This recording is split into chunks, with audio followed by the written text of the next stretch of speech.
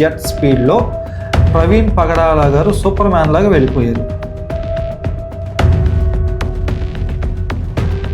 పీకల దాకా తాగి బైక్ని హ్యాండిల్ చేయలేని పరిస్థితిలో టీ తాగారు కానీ మాస్క్ తీయలేదు. ఆయన మొహం కడుక్కున్నారు కానీ హెల్మెట్ తీయలేదు.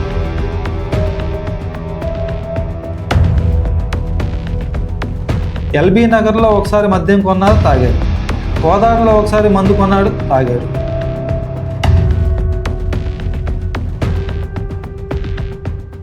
పాస్టర్ ప్రవీణ్ పగడాల మరణం వెనుక రకరకాల అభిప్రాయాలు సోషల్ మీడియాలో చక్కెర్లు కొడుతూ ఉన్నాయి. రోజుకో video footage, CC camera footage ద్వారా లేకుంటే తీసిన ఫోటోల ద్వారా బయటకు వస్తూ ఉన్నాయి. ఇది హత్య అని కొంతమంది వాదిస్తున్నారు, లేదు ఇది యాక్సిడెంట్ అని కొంతమంది వాదిస్తున్నారు. కాదు ప్రవీణ్ పగడాల గారు మద్యం సేవించి తన నిర్లక్ష్యం ద్వారా తన చావుకి తనే కారణమయ్యాడు అని కొంతమంది వాదిస్తున్నారు. ఇవన్నీ కూడా సోషల్ మీడియా ద్వారా తెలియజేస్తూ ఉన్నారు. హైదరాబాద్ ఎల్బీ నగర్ మొట్టమొదటిసారిగా వైన్ షాప్లో నుంచి మందు కొన్న విజువల్స్ మనం చూస్తున్నాం. ఆయన బైక్ పార్క్ చేసే సమయానికి ఒక వ్యక్తి వచ్చి వెనకాల నుంచి ఆయన ఫోటో తీసిన విజువల్స్ కూడా మనం చూస్తున్నాం. ఆయన ఎవరు అనేది తెలియాల్సి ఉంది. ప్రవీణ్ పగడాల గారిని అంటే హెల్మెట్ పెట్టుకున్నారు, ఆయన ప్రవీణ్ పగడాల అని ఐడెంటిఫై చేసే అవకాశం ఎక్కడా లేదు. మరి అటువంటప్పుడు ఆయన్ని సపరేట్గా వెంటనే ఫోటో తీయాల్సిన అవసరం ఏముంది? ఇది మొదటి వాదన. రెండవది, కీసరా టోల్గేట్ దగ్గర ఆయన బైక్ ప్రమాదానికి గురై పడిపోయారు. అంటే ఆయనకి ఎవరో అడ్డు రాలేదు, ఆయన ఎవరో కూడా వెనకాల నుంచి కానీ ముందు నుంచి కానీ గుద్దింది లేదు, కానీ ఆయన పడిపోయారు.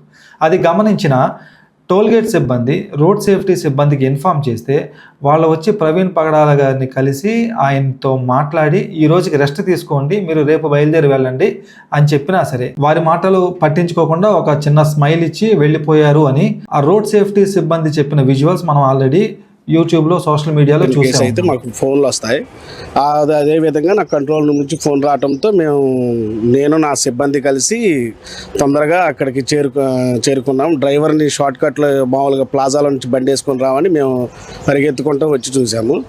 అంతలో మేము చేరుకునేసరికి ఆ విక్టిమ్ బండి మీద ఆల్రెడీ వెళ్ళటానికి రెడీగా ఉన్నాడు.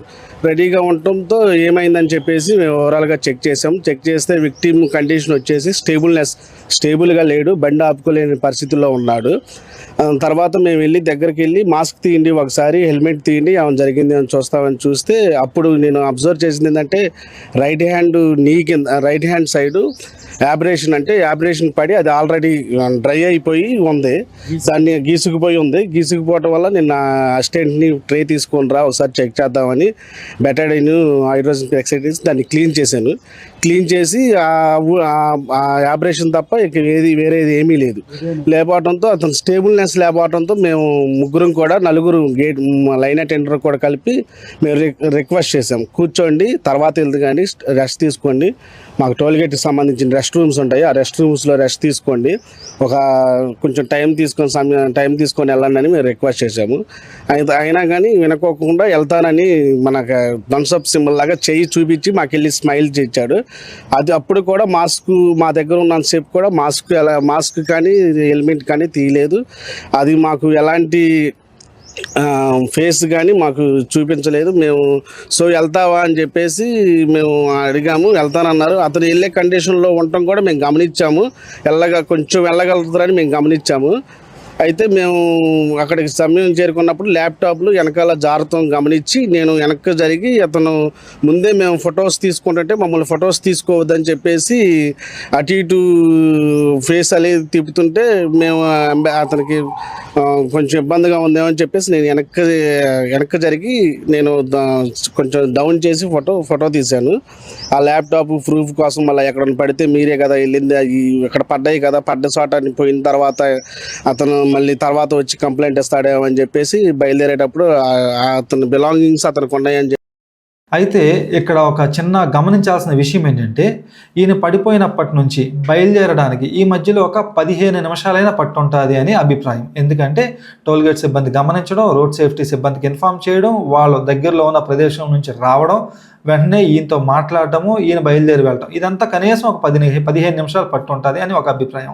4 గంటలకి ప్రవీణ్ పగడాల గారు పడిపోయారు కీసరా టోల్గేట్ దగ్గర. 4 గంటల 50 నిమిషాలకి గొల్లపూడి పెట్రోల్ బంక్లో ప్రవీణ్ పగడాల గారి విజువల్స్ మనం చూస్తున్నాము. ఈ 50 నిమిషాల్లో 15 నిమిషాల వేళ అక్కడ నుంచి వీళ్ళ మధ్యలో జరిగిన సంభాషణ తీసేస్తే, అంటే రోడ్ సేఫ్టీ వాళ్ళు రావడం, ఈయన మాట్లాడడం, వెళ్ళిపోవడం, ఈ 15 నిమిషాలు తీసేస్తే 35 నిమిషాల్లో 35 కిలోమీటర్లో జెట్ స్పీడ్లో ప్రవీణ్ పగడాల గారు సూపర్ మ్యాన్ లాగా వెళ్ళిపోయారు. ఎందుకంటే సగటున ఒక సాధారణమైన వ్యక్తి ఒక 35 కిలోమీటర్లు ప్రయాణించాలంటే సుమారుగా 45 నిమిషాల నుంచి 50 నిమిషాలు పడుతుంది. కానీ గొల్లపూడి పెట్రోల్ బంక్లో ఆయన పరిస్థితి చూస్తే పీకల దాకా తాగి బైక్ని హ్యాండిల్ చేయలేని పరిస్థితిలో ప్రవీణ్ పగడాల గారిని మనము చూసాము. మరి అటువంటి పరిస్థితిలో ఉన్న ప్రవీణ్ పగడాల గారు 35 నిమిషాల్లో కీసరా నుంచి గొల్లపూడి ఎలా వెళ్ళగలిగారు? ఇదైతే సూపర్ ఉమెన్ అన్నట్టు ఈయన ఒక సూపర్ మ్యాన్ లాగా మనం చూస్తూ ఉంటాము.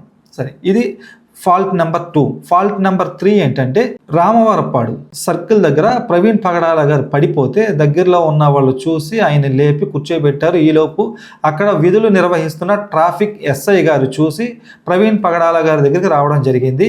ఆయనతో మాట్లాడడం జరిగింది. రెస్ట్ తీసుకోమన్నారు. లేదు, నేను బయలుదేరిపోతాను అని అంటే హెడ్ లైట్ పగిలిపోయి ఉన్న విధానాన్ని చూసిన ఎస్ఐ గారు దగ్గరలో టీ స్టాల్లో పనిచేస్తున్న ఒక బాయ్ని పిలిచి ఆ హెడ్ లైట్ని కట్టమని చెప్పారు. టీ స్టాల్ బాయ్ కూడా ఆయనకు ఒక టీ ఇచ్చి తాగమంటే ఆయన టీ తాగారు, కానీ మాస్క్ తీయలేదు. ఆయన మొహం కడుక్కున్నారు, కానీ హెల్మెట్ తీయలేదు. వింటున్నారా? ఆయన టీ తాగారు, కానీ మాస్క్ తీయలేదు. మీరు ఆ విజువల్స్ చూడొచ్చు, వాళ్ళ చెప్పిన మాటలు మీరు చూడొచ్చు. హెల్మెట్ తీయలేదు, కానీ మొహం కడుక్కున్నారు. బండి గుర్తుపట్టాను, అతన్ని గుర్తుపట్టలేదు. బండి ఆ హెల్మెట్ ని గుర్తుపట్టాను. ఆ వీడియోలు యూట్యూబ్ లో చూశాను, అప్పుడు గుర్తుపట్టాను. అక్కడ విధులు నిర్వహిస్తున్న ఎస్ఐ గారు చాలా స్పష్టంగా చెప్పారు, ఆయన అలిసిపోయారు, అలిసిపోయినట్టు అయితే కనపడుతుంది, కానీ మద్యం అయితే తాగలేదు అని. అతను ప్రవర్తన చాలా సైలెంట్గా ఉందండి. సైలెంట్గా కూర్చున్నాడు. ఇప్పుడు ఏదన్నా ఇది డ్రింక్ చేసినా ఈ ఇష్టం వచ్చిన వాగుతూ మాట్లాడుతూ అది జరుగుద్ది. అతను ఏమీ లేదండి, సైలెంట్గా కూర్చున్నాడు. ఇక్కడ ఇంకొక విషయం మనం స్పష్టంగా మాట్లాడుకోవాల్సింది ఏంటంటే, 1 లేదా 2 బీర్లు తాగిన మనిషి దగ్గర నుంచి తాగిన స్మెల్ 100,000% వస్తుందని అందరూ చెప్తున్నారు. అటువంటిది చాలా సంవత్సరాల నుంచి ట్రాఫిక్ డిపార్ట్మెంట్లో విధులు నిర్వహిస్తున్న ఒక ట్రాఫిక్ ఎస్ఐకి తెలియదంటారా ఆ వ్యక్తి మద్యం సేవించాడా లేదా అనేది? అందులోనూ ఎల్బీ నగర్లో ఒకసారి మద్యం కొన్నారు, తాగారు. కోదాడలో ఒకసారి మందు కొన్నాడు, తాగాడు. ఇంత తాగిన వ్యక్తి, కనీసం బండిని కూడా కంట్రోల్ చేయలేని స్థితిలో ఉన్న వ్యక్తి దగ్గర నుంచి తాగిన వాసన ఎస్ఐ గారికి రాలేదంటారా? పోనీ టీ స్టాల్ దగ్గర ఉన్న వ్యక్తికి రాలేదంటారా? ఇవన్నీ చూస్తూ ఉంటుంటే ఈ కథ ఎవరైతే డిజైన్ చేశారో వాళ్ళ దృశ్యం సినిమాని ఇంకొక 5-6 సార్లు చూసుంటే వాళ్ళ స్క్రిప్ట్ రైటింగ్లో ఇంకొంచెం బెటర్మెంట్ ఉండేది అని ప్రజలు వ్యక్తపరుస్తున్నారు. ఏది ఏమైనా ప్రవీణ్ పగడాల గారి భార్య, అలానే ప్రవీణ్ పగడాల గారి బ్రదర్, వారి ఇరువురు ఏం చెప్పారంటే రీసెంట్గా ఒక వీడియోని అయితే రిలీజ్ చేయడం జరిగింది. మాకు ప్రభుత్వం పట్ల కానీ అలానే పోలీస్ డిపార్ట్మెంట్ పట్ల కానీ పూర్తి నమ్మకం, విశ్వాసం ఉంది. ఈ మరణం వెనకాల దాగి ఉన్న రహస్యాలు ఏదైతే ఉన్నాయో అవన్నీ వారు బయటికి తీసుకొస్తారు, ప్రవీణ్ పగడాల గారికి న్యాయం చేస్తారు అని అయితే పూర్తి విశ్వాసం మాకుందని రీసెంట్గా ఒక వీడియోని రిలీజ్ చేయడం జరిగింది ఇద్దరు కూడా. మనం కూడా అదే ఆశిద్దాం. ప్రవీణ్ పగడాల గారి మరణం వెనకాల దాగి ఉన్న ప్రతి రహస్యం బయటికి రావాలని, ప్రవీణ్ పగడాల గారికి న్యాయం జరగాలని కోరుకుందాం. Thanks for watching hello TV.